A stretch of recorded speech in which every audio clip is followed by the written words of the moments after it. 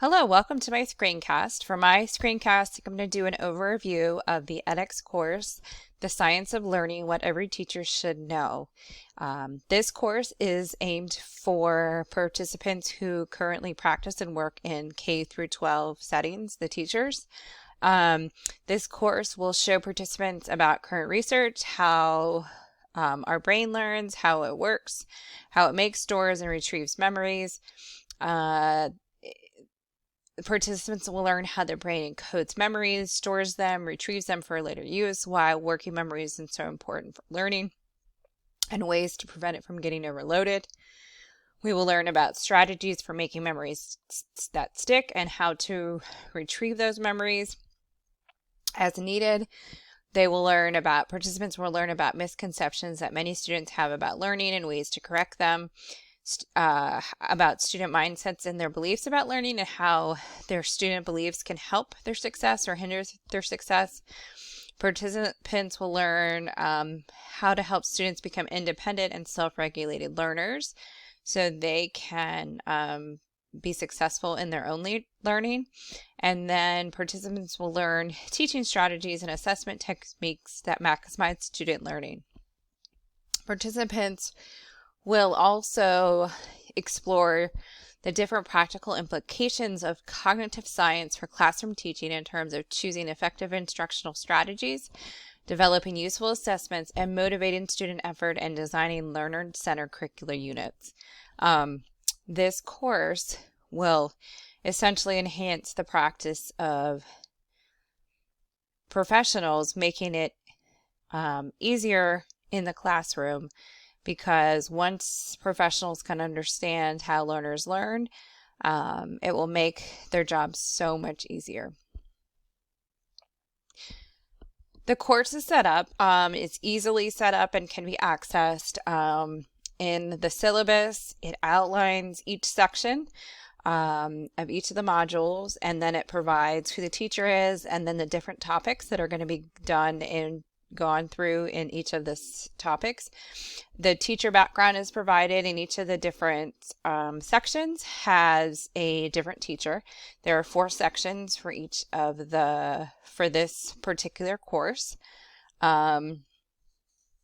There are self-checks and self-reflections, which are used for a type of assessment that can be done, which are done in this course. The self-checks are kind of matching interactive quizzes in a sense, where the participant has to match, they take a term and they have to match the term with the correct definition, and that you get 2 chances to get the answers correct.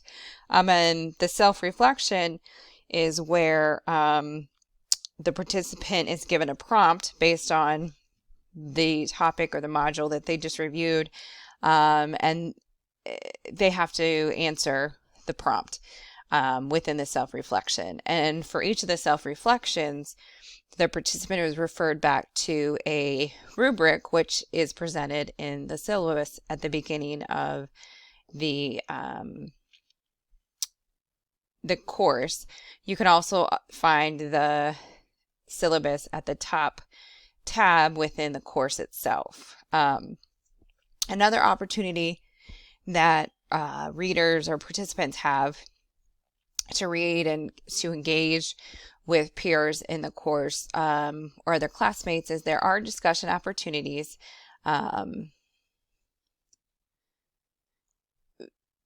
And also, I forgot to mention that at the end of each unit or module, they have a end of session unit quiz. A really cool part that this course has incorporated for interaction within self-reflection and for the participant is called the teaching journal. And it is used as a place for the participant to record or keep their reflections or their responses and any kind of insights or applications within, with the hope that after this course, participants will use this idea of a teacher journal or teaching journal within their own classroom environment for regular practice. So not only is it to help the participant in the current class, but it's to model what's something that they could do at a future class. I do think that this teaching journal is a really great idea. And I think by phrasing it as a teaching journal, that may be one thing that one of my takeaways that I might use in the future as I develop my own online course. Because I think instead of having a note section or just a teaching journal or some kind of journal may encourage participants to want to engage or take more time to self-reflect or to,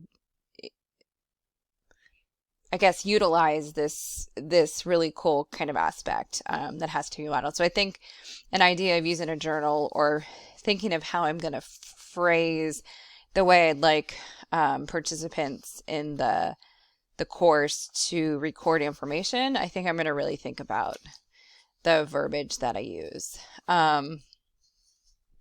So I think that's one really big takeaway. The other thing in watching this course, I think the course did a great job keeping the videos to a minimal.